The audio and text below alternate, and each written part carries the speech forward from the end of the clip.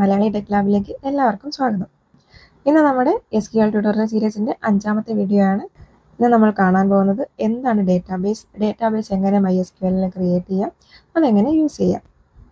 ആദ്യം നമുക്ക് എന്താണ് ഡേറ്റാബേസ് എന്ന് നോക്കാം. ഡേറ്റാബേസ് എന്ന് വെച്ചാൽ ഒരു സ്ട്രക്ചേർഡ് കളക്ഷൻ ഓഫ് ഡേറ്റയാണ്. ഇപ്പോൾ നമ്മൾ സ്കൂളിൽ സ്റ്റുഡൻറ്റിൻ്റെ കോഴ്സിൻ്റെയും അല്ലെങ്കിൽ എക്സാം ഡീറ്റെയിൽസ് ഇങ്ങനെയൊക്കെയുള്ള ഡേറ്റ സ്റ്റോർ ചെയ്യുന്നത് ഒരു ഡേറ്റാബേസിന് എക്സാമ്പിളാണ്. ഡേറ്റാബേസ് ക്രിയേറ്റ് ചെയ്യാൻ വേണ്ടിയിട്ട് യൂസ് ചെയ്യുന്ന SQL കമാൻഡാണ് ക്രിയേറ്റ് ഡേറ്റാബേസ് നെയിം. അപ്പോൾ നമുക്ക് നമ്മുടെ MySQL വർക്ക് ബെഞ്ച് ഓപ്പൺ ചെയ്തിട്ട് എങ്ങനെയാണ് ഒരു ഡേറ്റാബേസ് ക്രിയേറ്റ് ചെയ്യാമെന്ന് നോക്കാം. അതിനുവേണ്ടി ഞാൻ ക്രിയേറ്റ് ഡേറ്റാബേസ്, എൻ്റെ ഡേറ്റാബേസിൻ്റെ പേര് കൊടുക്കുകയാണ് സ്കൂൾ. ഇനി അത് റൺ ചെയ്യുക. സക്സസ്ഫുൾ ആയിട്ടുണ്ട്. താഴെ create database school 1 row affected എന്ന് കാണിക്കുന്നുണ്ട്. ഇനി ഞാൻ ഈ സെയിം കമാൻഡ്, അതായത് ക്രിയേറ്റ് ഡേറ്റാബേസ് സ്കൂൾ എന്ന് പറയുന്ന സെയിം കമാൻഡ് ഒന്നുകൂടെ റൺ ചെയ്ത് നോക്കുകയാണ്. അപ്പോൾ എനിക്ക് അവിടെ എററാണ് കിട്ടുന്നത്. Can't create database school, database exist എന്ന് പറഞ്ഞിട്ടൊരു എറർ അവിടെ വരുന്നുണ്ട്. ഞാൻ ആ ഡേറ്റാബേസിൻ്റെ പേരൊന്ന് മാറ്റി അവിടെ ഡേറ്റാബേസ് 1 എന്ന് കൊടുത്തിട്ട് റൺ ചെയ്യുമ്പോൾ സക്സസ് ആവുന്നുണ്ട്. ഇനി നമ്മൾ ക്രിയേറ്റ് ചെയ്തിട്ടുള്ള ഡേറ്റാബേസ് ഒക്കെ ഒന്ന് കാണാൻ വേണ്ടിയിട്ട് ഷോ ഡേറ്റാബേസസ് എന്ന് പറയുന്ന SQL കമാൻഡ് യൂസ് ചെയ്യാം. ഞാനത് റൺ ചെയ്യുമ്പോൾ ഏതൊക്കെ ഡേറ്റാബേസാണ് ഇവിടെ ഉള്ളതെന്ന് കാണിക്കുന്നുണ്ട്.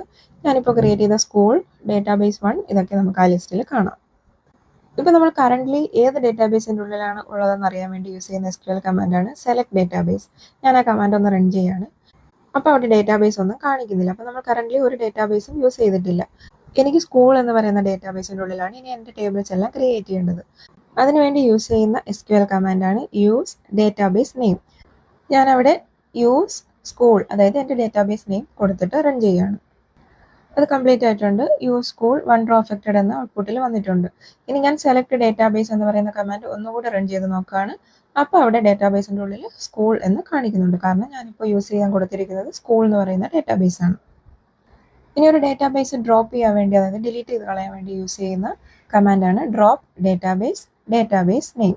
ഞാനിവിടെ ഡേറ്റാബേസ് 1 എന്ന് പറയുന്ന ഒരു ഡേറ്റാബേസ് ക്രിയേറ്റ് ചെയ്തിട്ടുണ്ടായിരുന്നു. അത് ഡിലീറ്റ് ചെയ്ത് കളയാൻ കൊടുക്കുകയാണ്. അതിനുവേണ്ടി ഡ്രോപ്പ് ഡേറ്റാബേസ് 1 എന്ന് കൊടുത്തിട്ട് റൺ ചെയ്യുമ്പോൾ ആ ഡേറ്റാബേസ് അവിടെ നിന്ന് ഡ്രോപ്പ് ആയി പോകും.